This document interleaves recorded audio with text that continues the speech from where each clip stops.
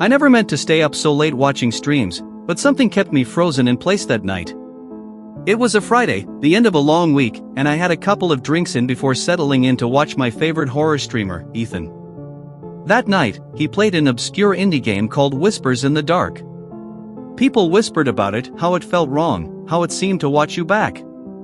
At first, it looked like any other low-budget horror game, a grainy, VHS-like world, a nameless protagonist wandering a decaying house, a dim flashlight barely cutting through the gloom. But something about it burrowed under my skin.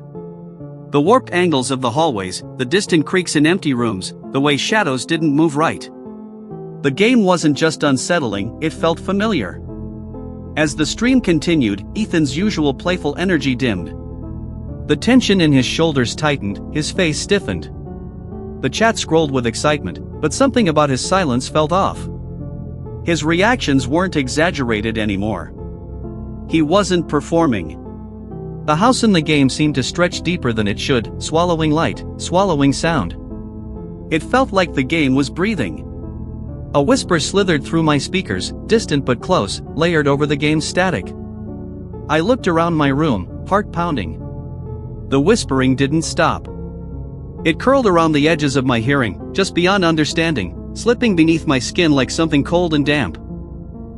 Follow for part 2.